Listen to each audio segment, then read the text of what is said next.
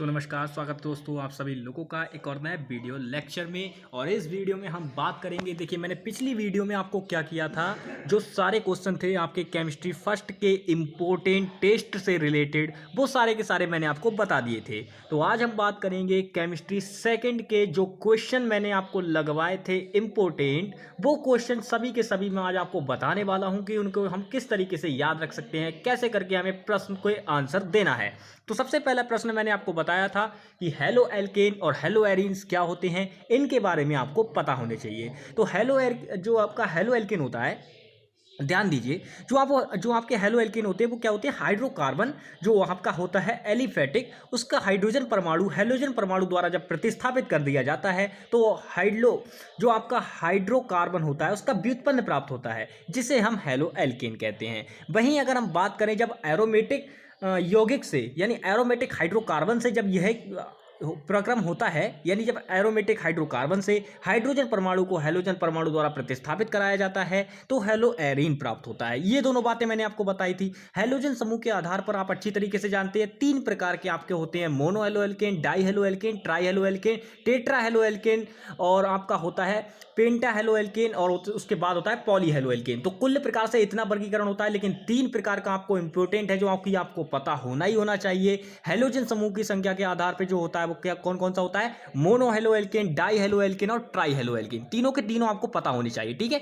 तो मैंने ये आपको बता दिए थे। उसके बाद मैं बता रहा था आपको कार्बन बंध प्रकृति के आधार पर, कार्बन हेलोजन बंध प्रकृति के आधार पर जो आपके होते हैं हेलो एल्केन, उनका वर्गीकरण। तो उनमें देखिए एलिलिक हैलाइड और बेंजलिक हैलाइड और आपके विनाइलिक हैलाइड, तीनों के तीनों इंपॉर्टेंट है, तो तीनों को आप अच्छी तरीके से समझ लीजिए। सबसे पहले एलिलिक हैलाइड क्या होते हैं, तो वे यौगिक जिनमें हेलोजन परमाणु द्विबंध वाले कार्बन परमाणु के ठीक पास वाले sp3 कार्बन परमाणु से जुड़ा होता है, यानी एलिलिक कार्बन से जुड़ा होता है, तो वह आपका एलिलिक हैलाइड कहलाता है, जैसे कि आपके सामने ये एग्जांपल दे रखा है। उसके बाद हम बात करते हैं कि बेंजिलिक हैलाइड क्या होते हैं। बेंजिलिक से आ गया बेंजीन, ठीक है।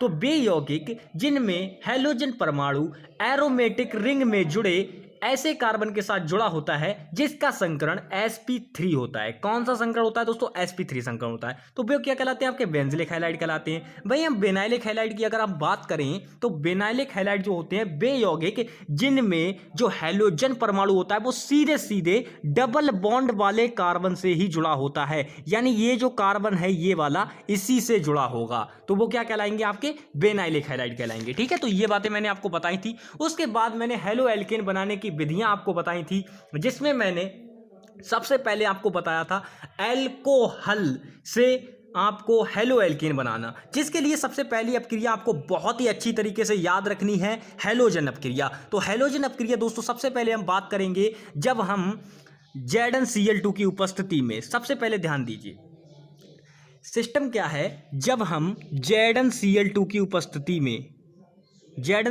उपस्थिति में निर्जलीकरण करा। देखिए मैंने ये अपने हिसाब से ली है रिएक्शन, जो रिएक्शन पहले थी ना ZnCl2 से पहले, ये भी चल जाएगी। यानी कि जब हम मेथिल अल्कोहल की क्रिया हेलोजन अम्ल से कराएंगे तो मेथिल क्लोराइड और जल तो बनेगा ही बनेगा, ये रिएक्शन भी आप लिख देंगे। लेकिन मैं जो रिएक्शन बता रहा हूं वो भी आप लिखेंगे, क्योंकि वो पूछी जा सकती है 2 नंबर में अलग से कि ग्रोव प्रक्रम पर टिप्पणी करें। तो आपको क्या करना है, तो आप लिखोगे कि जब हम मेथिल अल्कोहल की क्रिया निर्जल जिंक क्लोराइड की उपस्थिति में HCl से कराते हैं तो मेथिल क्लोराइड तथा जल बनता है, और यह प्रक्रम ग्रोव प्रक्रम कहलाता है। यह बात होती है, ठीक है। तो अल्कोहल की क्रिया जब आप किससे कराएंगे, हेलोजन एसिड से। अब मैंने हेलोजन एसिड HCl लिया है, आप हाइड्रोजन ब्रोमाइड ले सकते हैं, हाइड्रोजन, और आप जो भी हैं हाइड्रोजन आयोडाइड भी ले सकते हैं, जो भी इच्छा हो आप वो ले सकते हैं, कोई प्रॉब्लम नहीं है, ठीक है। तो ये बन गया आपका किसका, आपकी हेलोजन अम्ल से क्रिया हो गई किसकी, अल्कोहल की। अब हम बात करते हैं कि फास्फोरस हैलाइड से कैसे करके बनाएंगे। तो ध्यान दीजिए दोस्तों, जब आप अल्कोहल की क्रिया फास्फोरस हैलाइड से कराएंगे तो आपका बनेगा क्या, हेलो एल्केन। यानी कि मान लीजिए आपने एथिल अल्कोहल लिया, क्या लिया, मेथिल अल्कोहल या एथिल अल्कोहल, जो इच्छा हो आप बोल सकते हैं, कोई प्रॉब्लम नहीं है। तो मान लीजिए आपने एथिल अल्कोहल लिया, तो एथिल अल्कोहल लेंगे तो आप उसकी क्रिया क्या कराएंगे। देखिए मान लीजिए आपने एथिल अल्कोहल लिया यहाँ पे, तो एथिल अल्कोहल की क्रिया जब आप फास्फोरस ट्राइक्लोराइड से कराएंगे, यानी कि फास्फोरस हैलाइड से कराएंगे, तो methyl chloride of orthophosphoric acid बनता है। ये बातें आपको याद रखनी है। अब उसके बाद करते हैं कि फास्फोरस ट्राइक्लोराइड से हमने क्रिया करा दी, तो देखिए आपसे पूछ लेगा, किसी भी प्रकार से प्रश्न पूछे आपको बस इसी प्रकार से उसका आंसर करना है। बात करते हैं कि डॉर्जन रिएक्शन क्या होती है दोस्तों। तो डॉर्जन रिएक्शन में कुछ नहीं होता है, जब हम अल्कोहल की क्रिया थायोनिल क्लोराइड से सूक्ष्म पिरीडीन की उपस्थिति में कराते हैं तो हमें प्राप्त होता है मेथिल क्लोराइड, सल्फर डाइऑक्साइड और HCl यानी हाइड्रोक्लोरिक एसिड। सीधी बात है, इस अपक्रिया में जो बातें ध्यान रखने लायक है वो क्या क्या है। सबसे पहली बात, इसमें अल्कोहल की क्रिया थायोनिल क्लोराइड से कराई जाती है, यानी कोई भी अल्कोहल ले लो उसकी क्रिया थायोनिल क्लोराइड यानी SOCl2 से कराई जाएगी। और इतना कराने के बाद आपको एक बात याद और रखनी है, प्रीडीन की सूक्ष्म उपस्थिति में, यानी प्रीडीन जो होगा वो कम होगा, कम मात्रा में, और प्रीडीन जो होता है वो नॉन बेंजोनाइड यौगिक होता है, ये बात याद रखना, ठीक है। उसके बाद हम बात करते हैं, जब इससे क्रिया कराते हैं तो हमारा जो बन जाता है मेथिल क्लोराइड, तो ये बात याद रखना, सल्फर डाइऑक्साइड और HCl बनेगा, ये बात याद रखना। अब उसके बाद हम जरा डॉर्जन रिएक्शन से रिलेटेड कुछ और बातें जान लेते हैं जो कि विकल्प में हमसे पूछी जा सकती हैं। क्या क्या? सबसे पहली बात कि डॉर्जन रिएक्शन जो होती है दोस्तों, उससे केवल हम क्लोरो एल्केन यानी कि बात करें कि क्लोरो एल्केन ही प्राप्त कर सकते हैं, यानी कि जो बात है केवल क्लोरो एल्केन के लिए होगी और कुछ नहीं बना सकते, क्योंकि जो थायोनिल क्लोराइड होता है वो स्थायी होता है, इसीलिए, ठीक है। अगर इसकी क्रिया मान लीजिए हम अगर ब्रोमीन से करा दें, ब्रोमीन जो हैलोजन होती है उससे करा दें, तो भैया नहीं बनेगा कुछ भी, और ये इससे आयोडो एल्केन को तो ज्ञात ही नहीं कर सकते, कुछ नहीं होने वाला, केवल क्या होगा, क्लोरो एल्केन ही बनाया जा सकता है, किससे? डॉर्जन अपक्रिया से। उसके बाद हम बात करते हैं कि एल्केन के माध्यम से। अब देखिए दोस्तों, एल्केन के माध्यम से हेलो एल्केन बनाना इसलिए आ सकता है क्योंकि इसमें बहुत ही सिंपल सी रिएक्शन है, क्योंकि इसमें हमें क्लोरीनीकरण यानी कि बात करें तो हैलोजनीकरण कराना होता है। एल्केनों के हैलोजनीकरण से हमें क्या प्राप्त होता है दोस्तों? हेलो एल्केन प्राप्त होता है। जैसे कि आपने देखा होगा, जब हम मेथेन की क्रिया क्लोरीन से कराते हैं सूर्य के प्रकाश की उपस्थिति में, तो मेथिल क्लोराइड बनता है, ठीक है, मेथिल क्लोराइड बनता है और HCl बाहर निकल जाता है। ये बातें आपने पढ़ी होंगी, तो बस वही है। तो हम इसको अगर रिएक्शन को बिल्कुल करें तो ये देखिए, ये आपके सामने क्या प्राप्त हुआ, मेथिल क्लोराइड, और ये क्या है, एक क्लोरो यानी मोनो हेलो एल्केन प्राप्त हो गया। ये अगर हम इसकी फिर से करा देंगे तो डाई हेलो एल्केन प्राप्त हो जाएगा, फिर से करा देंगे ट्राई हेलो एल्केन प्राप्त हो जाएगा, फिर से करा देंगे टेट्रा हेलो एल्केन प्राप्त हो जाएगा। तो भाई अंतिम उत्पाद होगा टेट्रा हेलो एल्केन, क्योंकि ये क्रिया तब तक चलती है जब तक कि इसमें से हाइड्रोजन पूर्णतः बाहर नहीं निकल जाता है, ठीक है। तो ये हो गया एल्केन से क्रिया। क्या क्या ये बात याद रखनी है कि एल्केनों के माध्यम से हम हेलो एल्केन कैसे प्राप्त कर सकते हैं, जब हम उनका हैलोजनीकरण कराएंगे। तो हैलोजनीकरण के लिए कोई भी हैलोजन ले सकते हैं आप, आपकी इच्छा है। तो मैंने क्लोरीन लिया क्योंकि क्लोरीन से मजा आता है रिएक्शन कराने में, क्योंकि सूर्य के प्रकाश की उपस्थिति में होती है, इसलिए हम इसी को यूज करते हैं, ठीक है। चलिए उसके बाद आगे बढ़ते हैं। एल्कीन के माध्यम से पूछे जाने के चांसेस कम है, हालांकि आपको इसमें केवल दो बातें याद रखनी है, मार्कोनिकॉफ का नियम और एंटी मार्कोनिकॉफ का नियम। आपको कोई बात याद नहीं, और एक बात याद और रखनी है, इसमें जो हम लेते हैं वो लेते हैं एल्कीन, लेकिन हमें प्राप्त होता है हेलो एल्केन। एल्कीन के माध्यम से एल्कीन लेते हैं, कोई भी एल्कीन ले सकते हैं आप एथिलीन ले सकते हैं, जो भी आपको अच्छा लगे, आप प्रोपीन ले सकते हैं, जो भी है A to Z जो आपको अच्छा लगे, ब्यूटीन, प्यूरपीन, जो भी अच्छा लगे वो ले सकते हैं, कोई प्रॉब्लम नहीं है, ठीक है। तो आप इससे समझ लेना, लेकिन फिलहाल इसका इंपॉर्टेंट नहीं है। उसके बाद बात करते हैं हुंसडीकर अपक्रिया, बहुत ज़्यादा इंपॉर्टेंट है। हुंसडीकर अपक्रिया को याद कर लेना अच्छी तरीके से। दो चीज़ें बताऊंगा इसमें, दोनों की दोनों बहुत इंपॉर्टेंट है। सबसे पहले हुंसडीकर अपक्रिया में जो होता है वो दोस्तों देखिए, सिल्वर लवण यानी कि कार्बोक्सिलिक समूह के सिल्वर लवणों की क्रिया ब्रोमीन से कराते हैं, ब्रोमीन से, यानी कि कार्बोक्सिलिक समूह कौन सा होता है? COOH, वही तो होता है कार्बोक्सिलिक समूह हम बोलते हैं।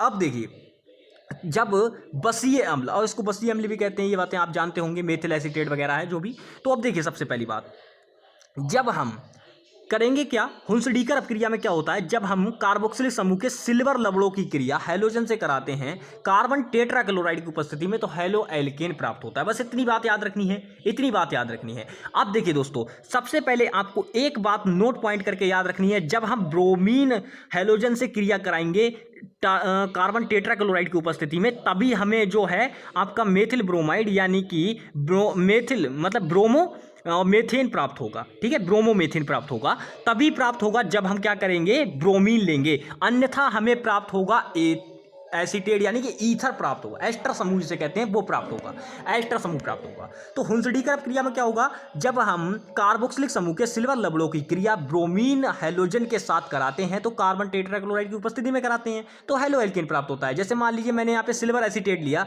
जिसकी क्रिया मैंने किससे कराई, ब्रोमीन हैलोजन से कराई कार्बन टेट्राक्लोराइड की उपस्थिति में, तो मुझे मेथिल ब्रोमाइड प्राप्त हुआ, सिल्वर ब्रोमाइड प्राप्त हुआ और कार्बन डाइऑक्साइड बना। ये तीनों जो भी हैं को प्रोडक्ट और प्रोडक्ट इसके याद रखने हैं आपको, ताकि कोई प्रॉब्लम ना हो। अब बात करते हैं कि यदि हम इसकी जगह पे कोई अन्य हैलोजन ले लेते हैं तो हमें एस्टर समूह प्राप्त होता है, जो कि आपके सामने ये लिख रखा है, ठीक है, जो कि आपके सामने यहाँ पे ये लिख रखा है, एस्टर समूह प्राप्त होता है, ठीक है।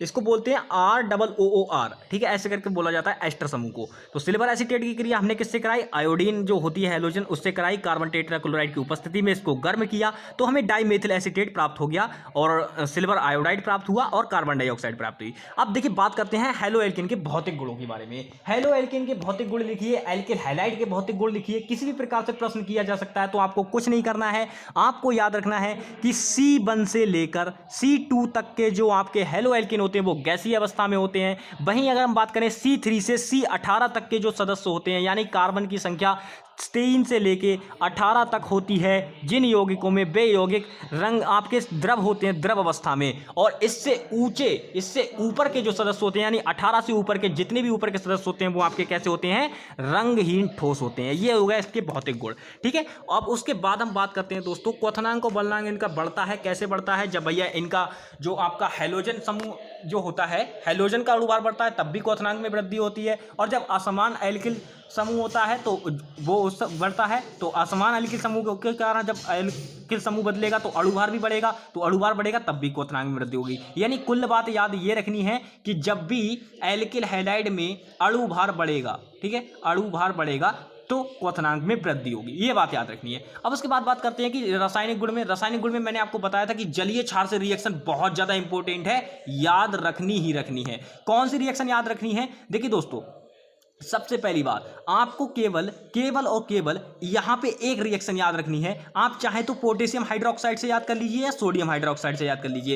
एक रिएक्शन जलीय क्षार, ये शब्द याद कर लो, जलीय क्षार के साथ रासायनिक गुण आपको याद करना ही करना है। क्या होगा, जब आप मेथिल क्लोराइड की क्रिया सोडियम हाइड्रोक्साइड से कराओगे तो मेथिल एल्कोहल और NaCl बनेगा। कैसे, ये जो Na है दोस्तों, ये जो Na है, अब देखो ध्यान दो, ये CH3 है, ये क्या करेगा, ये जो OH है ये यहां पे जुड़ जाएगा, यानी CH3OH मेथिल एल्कोहल हो गया, और ये Cl यहां से निकल जाएगा, और ये Cl किसके साथ जुड़ जाएगा, Na के साथ जुड़ जाएगा, तो NaCl बन जाएगा, यानी सोडियम क्लोराइड और मेथिल एल्कोहल बन जाएगा। कब, जब हम जलीय क्षार सोडियम हाइड्रोक्साइड से क्रिया कराते हैं। अब उसके बाद बात करते हैं कि धातु एल्कोऑक्साइड से क्रिया कराते हैं, जो कि विलियमसन ईथर संश्लेषण अपक्रिया है, जो अलग से भी बोर्ड में पूछी जा सकती है, बहुत ही ज्यादा इंपॉर्टेंट प्रश्न है, तो इसको आराम से देख लो दोस्तों। सबसे पहले सोडियम धातु एल्कोऑक्साइड का फॉर्मूला याद कर लीजिए। धातु के लिए केवल ये धातु चेंज होगी और लास्ट में CH3 लगा होगा तो वो क्या हो जाएगा, धातु एल्कोऑक्साइड हो जाएगा। जैसे सोडियम एल्कोऑक्साइड हो गया, फेरिक एल्कोऑक्साइड हो गया, तो आप कुछ भी ले सकते हैं, जो भी धातु होंगी सब यहां पे आ जाएंगी, ठीक है। चलिए अब इसके बाद हम बात करते हैं कि जब हम मेथिल क्लोराइड की क्रिया इससे कराएंगे तो सबसे पहले NaCl बनना तो तय है दोस्तों। और अगर मैं बात करूं तो यहां पे क्या होगा, ध्यान से देखो, बिल्कुल बहुत ही इजी है।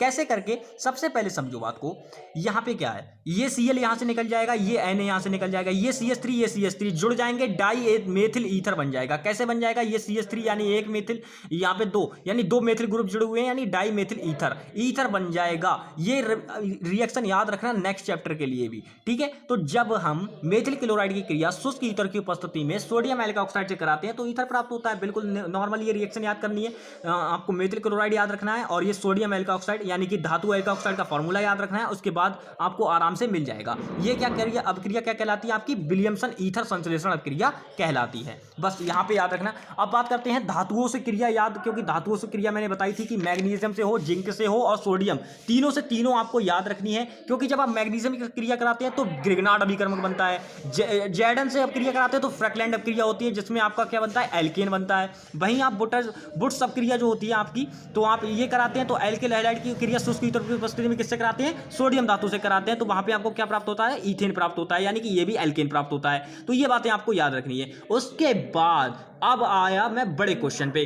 बड़े क्वेश्चन मैंने बताया था आपको कि एथिल ब्रोमाइड बनाने की प्रयोगशाला विधि आपको याद रखनी है, बहुत ही ज्यादा इंपॉर्टेंट है। तो एथिल ब्रोमाइड बनाने की प्रयोगशाला विधि जो है दोस्तों, वो आपकी 2 चरणों में क्रिया होती है। तो कैसे होती है, रिएक्शन आपके सामने ये लिख रखी है, तो रिएक्शन आपको ये याद रखनी है। इसमें क्या होगा, एथिल एल्कोहल लोगे।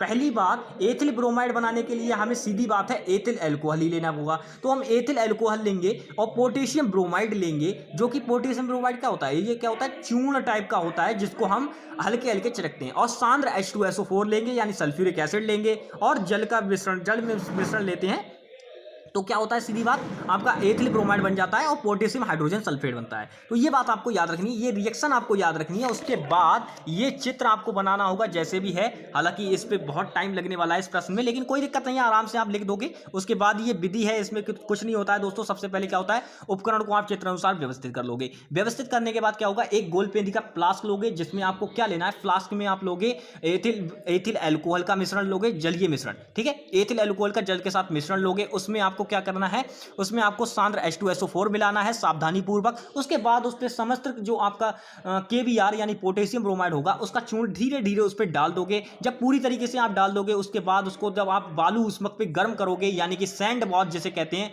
उस पर आप उसको गर्म करोगे, तो आपको एथिल ब्रोमाइड की वाष्प बन जाएगी, जिसे आप क्या करोगे, संघनित्र में एकत्र कर लोगे, जिसके माध्यम से संघनित्र से क्या करते हैं, हम उस वाष्प को ठंडा करके ग्राही में एकत्र कर लेते हैं। अब ग्राही में एकत्र कर लेते हैं तो वो जो होता है वो अशुद्ध होता है। उसके शोधन के लिए, शोधन भी करना आवश्यक है, तो शोधन करने के लिए क्या करते हैं, सबसे पहले शोधन करने के लिए सांद्र HCl से धुला जाता है, फिर सोडियम कार्बोनेट से धुला जाता है, फिर जल से धुला जाता है, फिर कैल्शियम क्लोराइड के साथ इसको सुखाया जाता है, यानी कि फिर सुखाया जाता है। फिर ब्रोमाइड का जो एथिल ब्रोमाइड होता है, शुष्क एथिल ब्रोमाइड, उसका आसमन करके उसे ग्राही में बर्फ के नीचे एकत्र कर लिया जाता है। बस इतनी सी बात है। रासायनिक गुण के लिए आपको क्या करना है, सोडियम आयोडाइड या पोटेशियम आयोडाइड से क्रिया करा दीजिए, आपको एथिल आयोडाइड प्राप्त हो जाएगा। ये आपका इसका एथिल ब्रोमाइड का रासायनिक गुण है। तो एथिल ब्रोमाइड की अगर रासायनिक गुण लिखने की बात आ जाए तो एक दो लिख देना, बस काम हो जाएगा, ठीक है। सोडियम एसीटेट से रिएक्शन लिख देना, एसीटोन की उपस्थिति में होती है और एथिल एसीटेट बनता है। यानी कि एक बात बताओ,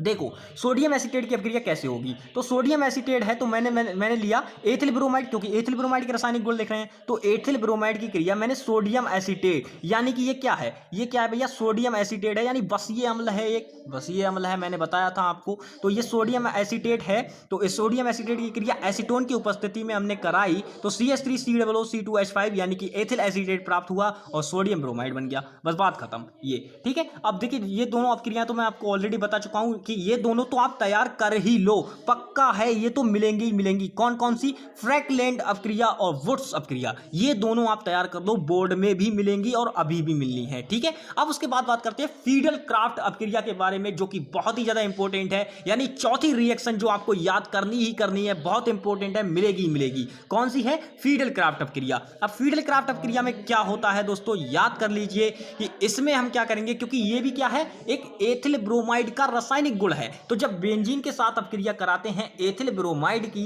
यानी कि जब एल्किल हाइलाइड की क्रिया बेंजीन की से कराते हैं निर्जल एल्युमिनियम ट्राइक्लोराइड की उपस्थिति में, यानी कि एथिल ब्रोमाइड की क्रिया बेंजीन से कराते हैं निर्जल मतलब जिसमें जल की मात्रा ना हो, ठीक है, निर्जल। तो एल्युमिनियम ट्राइक्लोराइड की उपस्थिति में जब हम गर्म करते हैं तो एथिल बेंजीन और हाइड्रोजन ब्रोमाइड प्राप्त होता है। ये बातें हैं, ये हैलोजन एसिड प्राप्त हो गया HBr, ठीक है, और एथिल बेंजीन प्राप्त होता है। तो ये क्या अपक्रिया क्या कहलाती है, फीडल क्राफ्ट अपक्रिया।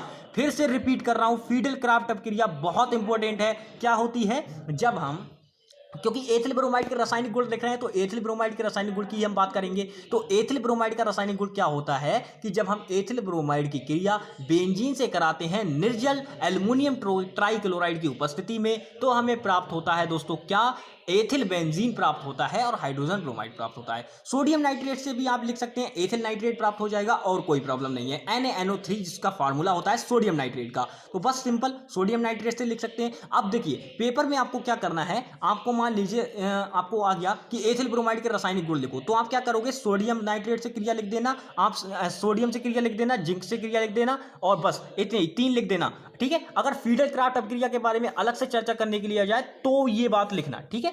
तो ये मैंने बताया था कि इंपॉर्टेंट है, तो इंपॉर्टेंट मैंने बता दिया आपको। चलिए उसके बाद आगे बात करते हैं, और बात करते हैं आप कि mono haloalkane, di haloalkane, tri haloalkane सब मैंने बता दिया है। तो ट्राई हेलोएल्केन जो कि सबसे ज्यादा इंपॉर्टेंट है वो है क्लोरोफॉर्म। क्या है दोस्तों इंपॉर्टेंट, क्लोरोफॉर्म, जिसका फार्मूला होता है CHCl3।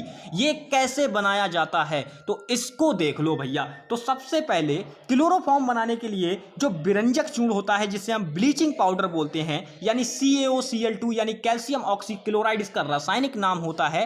तो इसकी क्रिया, यानी इसका हम क्या कराते हैं, जल अपघटन कराते हैं, यानी जल से क्रिया करा देंगे भैया। मान लो ये पाउडर है, क्या है, ये पाउडर है, ये पाउडर है, मैंने किसी में पात्र में पाउडर लिया, ब्लीचिंग पाउडर, ब्लीचिंग पाउडर, इसमें मैंने जल डाल दिया, तो जल डाल दिया तो ये अपघटित हो जाएगा ना, तो वही है सिंपल। तो जब हम ब्लीचिंग पाउडर का जल अपघटन कराते हैं तो भैया क्या प्राप्त होता है, कैल्शियम हाइड्रोक्साइड प्राप्त होता है और क्लोरीन प्राप्त होता है। लेकिन दोस्तों यहां पे देखो 3 रिएक्शन करानी है, 3 रिएक्शन में हमारा प्राप्त होगा क्या, क्लोरल बनेगा। 3 रिएक्शन में प्राप्त होगा क्लोरल, जिनसे यूज होने वाली चीजें मैं सभी बताऊंगा कि क्या क्या चीजें यूज होने वाली हैं। तो सबसे पहले देखो यहां पे हमने क्या किया, कैल्शियम ऑक्सीक्लोराइड यानी ब्लीचिंग पाउडर का जल अपघटन कराया, तो हमें कैल्शियम हाइड्रोक्साइड और क्लोरीन प्राप्त हुआ। अब यहां से हम क्लोरीन का यूज करेंगे, तो हमने एथिल अल्कोहल की क्रिया क्लोरीन से कराई, तो हमें प्राप्त हुआ एसीटेल्डिहाइड। एसीटेल्डिहाइड कैसे प्राप्त हुआ, यहां से एक Cl यहां पे जुड़ जाएगा, ठीक है, और ये यहां से क्या होगा, आपका 2H निकल जाएगा, यहां से 2H यहां से निकल जाएगा, ठीक है, और यहां से एक Cl निकलेगा, तो एक Cl यहां से निकल जाएगा, एक Cl यहां जुड़ जाएगा, तो ये क्या हो जाएगा भैया आपका CH3CHO हो जाएगा, ठीक है। ये जो OH है ये इसी के साथ जुड़ जाएगा तो CHO हो जाएगा, ये H2 2H निकल जाएगा, यहां से एक Cl निकल गया, तो दोनों Cl यहां पे जुड़ गए। देखो समझो रिएक्शन को सबसे पहले कि हमने यहां से क्या किया, क्लोरीन परमाणु यूज कर लिया, तो क्लोरीन देखो पूरा यहां पे आ गया। हमने कैल्शियम हाइड्रोक्साइड का यूज नहीं किया है, सबसे पहले हमने ब्लीचिंग पाउडर का क्या किया, जल अपघटन कराया, जिससे हमें कैल्शियम हाइड्रोक्साइड और क्लोरीन प्राप्त हुआ। हमने क्लोरीन का इस्तेमाल किया, क्लोरीन का हमने क्या किया कि एथिल अल्कोहल की क्रिया क्लोरीन से करा दी, क्लोरीन से कराया तो हमें एसीटेल्डिहाइड प्राप्त हुआ। कैसे प्राप्त हुआ कि हमने क्या किया कि जो ये OH है यहां से हमने एक परमाणु प्रतिस्थापित कराने के लिए हमने क्या किया, H यहां से एक निकाला, एक H निकालने के लिए हमें एक HCl देना पड़ा, तो Cl हमारा 2H यहां से निकले, तो 2H यहां पे आ गया, 2H यहां से निकल गए और यहां पे ये आ गया, तो ये जो OH है ये इसके पास वाले पे जुड़ जाएगा, यानी CH3CHO यानी एसीटेल्डिहाइड बन जाएगा, एसीटेल्डिहाइड और हाइड्रोक्लोरिक एसिड। अब यहां से हमें क्या यूज करना है, यहां से हम यूज करेंगे ये जो एसीटेल्डिहाइड है ये यूज करेंगे और क्लोरीन के तीन अणु यूज करेंगे, क्योंकि यहां पे क्या है 3 अणु बोल रहा है, 3 अणु यूज करेंगे किसके, क्लोरीन के। तो अब देखिए अब एसीटेल्डिहाइड की क्रिया क्लोरीन से कराएंगे तो CCl3CHO प्राप्त होगा। कैसे, एक तो CJ है और Cl3 आपका यहां आ जाएगा, क्योंकि 3 दूनी 6, अब 3 दूनी 6 है, 6 Cl है, 6 में से 3 यहां आ गए और 3 देखिए यहां आ गए, तो 3 HCl यानी कि हाइड्रोक्लोरिक एसिड तो बनेगा ही बनेगा, ठीक है, और क्लोरल बन जाएगा CCl3CHO, फॉर्मूला याद कर लो CCl3CHO, तो वो हो जाएगा आपका क्लोरल। अब देखो क्लोरल प्राप्त हो गया, तो क्लोरल की क्रिया ही आपको कैल्शियम हाइड्रोक्साइड से करा देनी है, जिससे आपको क्या प्राप्त हो जाएगा, आपको प्राप्त हो जाएगा सोडियम फॉर्मेट प्राप्त होगा और क्लोरोफॉर्म प्राप्त हो जाएगी। सोडियम फॉर्मेट का फार्मूला होता है Sc, या आप ऐसे लिख सकते हो COOH2 और Ca, ऐसे लिख सकते हो, या आप ऐसे लिख सकते हो कि SCOO2 और मतलब होल ट्वाइस 2 और Ca, ऐसे भी लिख सकते हो, कोई दिक्कत नहीं है, जैसे आपकी इच्छा हो वैसे लिख लेना। यानी कि क्लोरल का फार्मूला क्या होता है, CCl3CHO, ये फार्मूला आपको याद रखना है। बाकी ये जो इसकी विधि है ये आप अपने हिसाब से देख लेना, कोई दिक्कत नहीं है। फिजिकल प्रॉपर्टीज क्लोरोफॉर्म की बहुत इंपॉर्टेंट है, बहुत पूछी जाती हैं। ये मीठी गंध वाली गैस होती है, जल में अविलय होती है, क्योंकि ये जल से भारी होती है, सीधी बात है। सूंघने पे निश्चेतना यानी कि निश्चेतक का कार्य करती है, यानी कि बेहोशी छा जाती है सूंघने पर क्लोरोफॉर्म को, ठीक है। उसके बाद इसकी जो फिजिकल प्रॉपर्टीज है वो 2 इंपॉर्टेंट है। सबसे पहले क्लोरोफॉर्म का जो ऑक्सीकरण होता है तो फास्जीन नामक गैस का निर्माण होता है, जो कि बहुत ज्यादा जहरीली होती है, ठीक है। अब पुनः ऑक्सीकरण होता है तो इसमें किस में बदल जाती है, कार्बन डाइऑक्साइड और क्लोरीन में बदल जाती है। तो ये बातें याद रखना, ठीक है, ये बातें याद रखना। एक क्वेश्चन और बन जाता है कि क्लोरीन के ऑक्सीकरण को रोकने के लिए हम क्या करते हैं, तो क्लोरीन का ऑक्सीकरण रोकने के लिए इसे रंगीन बोतलों में न्यूनतम भरकर रखा जाता है, ये बात याद रखना। जब इसका नाइट्रीकरण कराते हैं तो क्या होता है, ये भी इसका उपयोग है। तो नाइट्रीकरण कराते हैं तो क्लोरोपिक्रिन बनता है, यानी सांद्र HNO3 से इसकी जब अपक्रिया कराते हैं तो क्लोरोपिक्रिन बनता है, जिसको हम नाइट्रोक्लोरोफॉर्म बोलते हैं। नाइट्रोक्लोरोफॉर्म की जो आपका जो प्रयोग होता है वो आंसू गैस के गोलों में किया जाता है, तो ये बात याद रखना।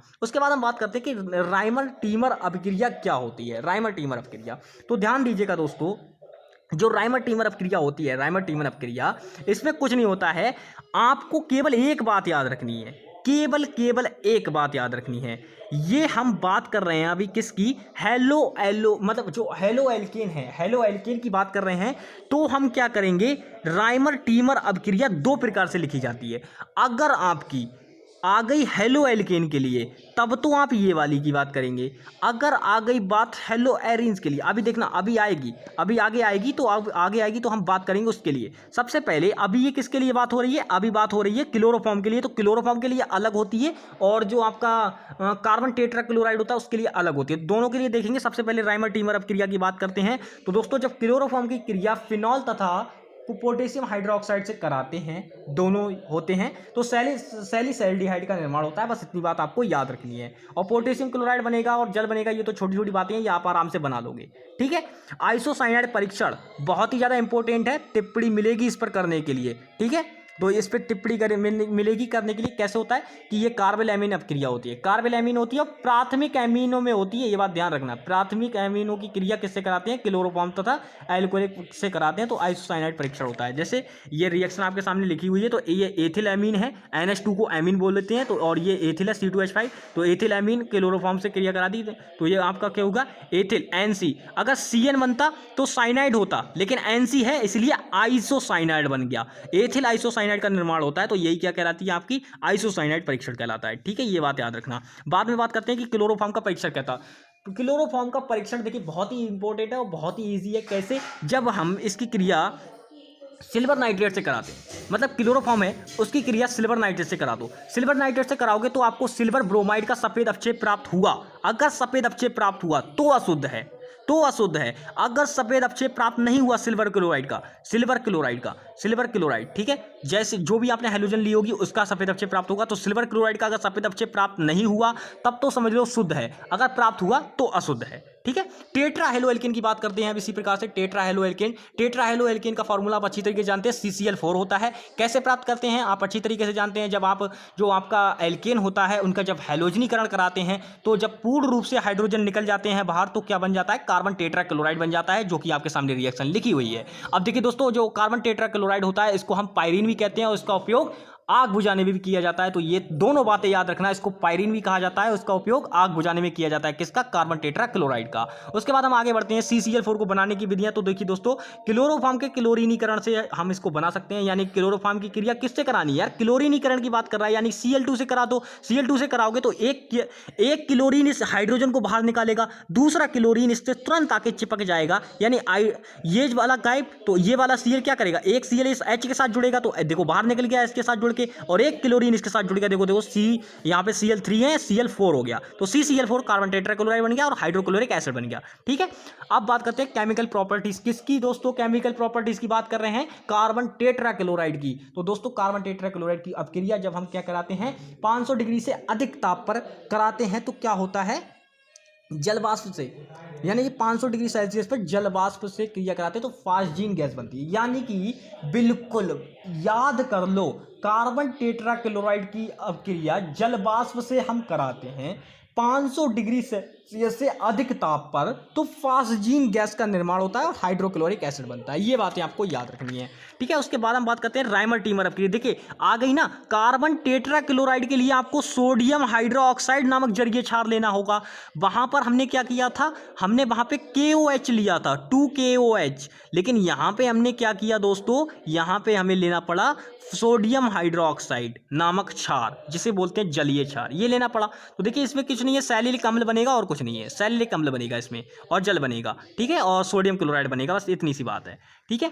उसके बाद हम बात करते हैं कि हेलो एरीन को बनाने के लिए कार्बोक्सिलिक अम्लों के सिल्वर लवणों की क्रिया CCl4 यानी कार्बन टेट्राक्लोराइड की उपस्थिति में ब्रोमीन से कराते हैं, तो हेलो एरीन्स का निर्माण होता है। बिल्कुल सेम उसी की तरह है, बस इसमें क्या कर दिया है, इसमें कुछ नहीं किया है, बस छोटा सा चेंज किया है। वो छोटा सा चेंज क्या है, वहां पे हमने यहां पे लिया था सिल्वर एसीटेट लिया था, नहीं लिया था, यहां पे सिल्वर बेंजोएट लेंगे। क्या लेंगे, सिल्वर बेंजोएट लेंगे। यानी कि ये भी तो सिल्वर लवण ही है, ये भी तो सिल्वर लवण ही, बस सिंपल ये है कि ये है क्या, एक एरोमेटिक यौगिक है, एक एरोमेटिक यौगिक। वहां पे एलिफेटिक यौगिक ले रहे थे, लेकिन यहाँ पे एरोमेटिक ले लिया, कोई प्रॉब्लम नहीं है। तो एरोमेटिक की क्या कराई, ब्रोमीन, क्योंकि ब्रोमीन से कराएंगे तभी हेलो एल्केन प्राप्त होगा, वरना क्या प्राप्त होगा, एस्टर समूह प्राप्त होगा। ये बातें मैं सारी बता चुका हूं, कोई प्रॉब्लम नहीं है ना। तो सिंपल, तो ये क्या कराएगी, आपकी हुंसडीकर क्या कराएगी, क्योंकि ब्रोमो बेंजीन प्राप्त हो जाएगा, सिल्वर ब्रोमाइड प्राप्त हो जाएगा और कार्बन डाइऑक्साइड प्राप्त हो जाएगी। अब बात करते हैं कि हेलो एरीन से जो होता है, इसके जो फिजिकल प्रॉपर्टीज है वो भी इंपॉर्टेंट है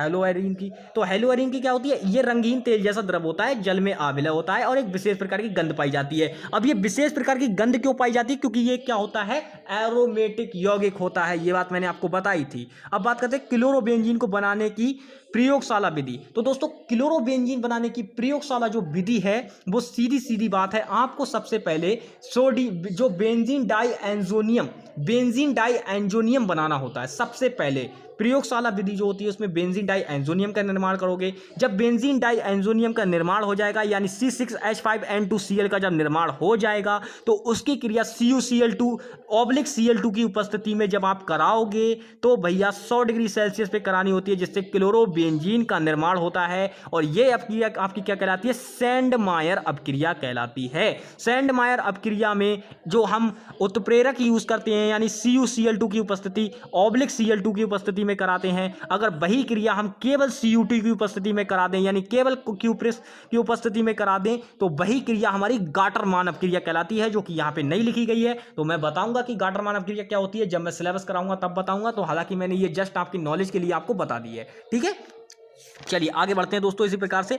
अब देखिए बेंजीन की क्रिया, बेंजीन से जब हम क्रिया कराएंगे यानी क्लोरीनीकरण यानी हैलोजनीकरण कराएंगे फेरिक ट्राइक्लोराइड की उपस्थिति में कराएंगे तो क्लोरोबेंजीन प्राप्त हो जाएगा। यानी आपको याद क्या रखना है, जब बेंजीन का हैलोजनीकरण कराएंगे फेरिक ट्राइक्लोराइड की उपस्थिति में तो क्लोरोबेंजीन प्राप्त हो जाएगा। यानी सीधी बात है भैया कि हमें अभी प्राप्त करना है यानी बना रहे हैं, हम क्या बना रहे हैं, क्लोरोबेंजीन बनाने की हमने 2 विधियां पढ़ी। सबसे पहले हमने इधर पढ़ी आपकी विधि कौन सी, प्रयोगशाला विधि के बाद में हमने बेंजीन के माध्यम से क्लोरोबेंजीन बनाना सीखा, जिसके लिए हमने क्या किया, जो आपका बेंजीन होता है उसका हैलोजनीकरण करा दिया, सिंपल बस। अब देखिए जिसके रासायनिक गुण हैं उनमें आपका नाइट्रीकरण है, सल्फोनीकरण है और क्लोरल से अपक्रिया है। तो दोस्तों सबसे पहली बात अगर मैं बताऊं तो नाइट्रीकरण इसका याद रख लेना, क्योंकि ऑर्थो नाइट्रोक्लोरोबेंजीन और आपका बनता है पैरा नाइट्रोक्लोरोबेंजीन, तो 2 प्रकार का बनता है। तो दोनों प्रकार को आपको याद रखना है। नाइट्रीकरण में आप क्या कराएंगे, सांद्र नाइट्रिक एसिड से क्रिया कराएंगे सांद्र सल्फ्यूरिक एसिड की उपस्थिति में,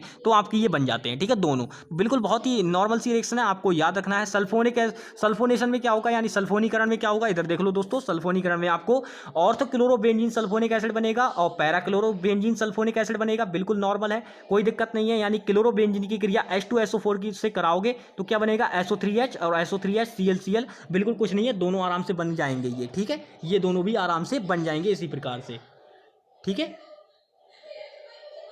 ये दोनों भी इसी प्रकार से बन जाएंगे।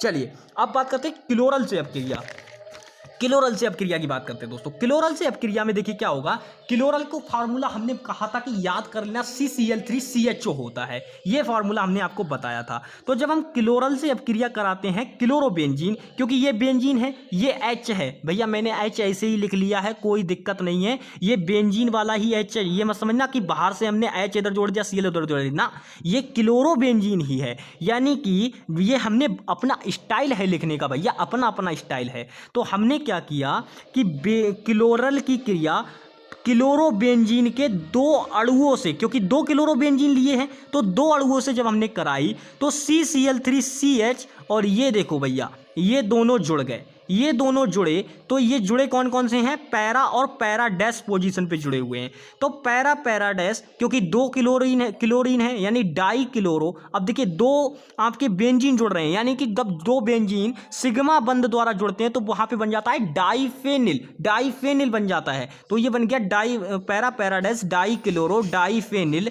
और देखिए ट्राइक्लोरोबेंजीन कैसे बना, वो देखो ट्राइक्लोरोबेंजीन कैसे बना, ट्राइक्लोरोबेंजीन यहाँ से बना क्योंकि भैया Cl3 है तो ये क्या हो गया, ट्राइक्लोरोएथेन हो जाएगा, ठीक है। तो इतनी सी बात है। तो ये इसको रिएक्शन को हम बोलते हैं DDT रिएक्शन, इसका नाम है DDT रिएक्शन, क्लोरल से अपक्रिया, बहुत ही इंपॉर्टेंट है।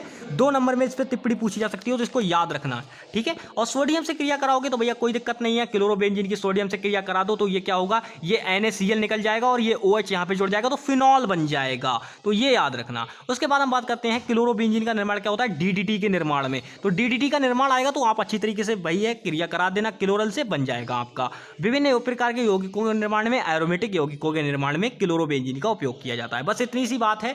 तो ये हो गया आपका पहला चैप्टर। सेकंड चैप्टर अभी चल रहा है तो इसमें ज़्यादा कुछ हुआ नहीं है, तो इससे रिलेटेड और कुछ नहीं है। पहले चैप्टर में ही आपको बस इतनी सारी चीज़ें तैयार कर लेनी है। अगर इतनी सारी चीज़ें आपने तैयार कर ली तो समझ लीजिए आपका काम हो गया, कोई और ज़्यादा खास नहीं है इसमें, ठीक है। तो चलिए दोस्तों, मिलेंगे नेक्स्ट सब्जेक्ट के साथ। नेक्स्ट सब्जेक्ट की तैयारी बहुत जल्द होगी। कल हम बात करेंगे, कल इंग्लिश की तैयारी करेंगे, ठीक है, कल की वीडियो में। तो चलिए दोस्तों, मिलेंगे नेक्स्ट वीडियो में, तब तक के लिए bye bye, take care and जय हिंद दोस्तों।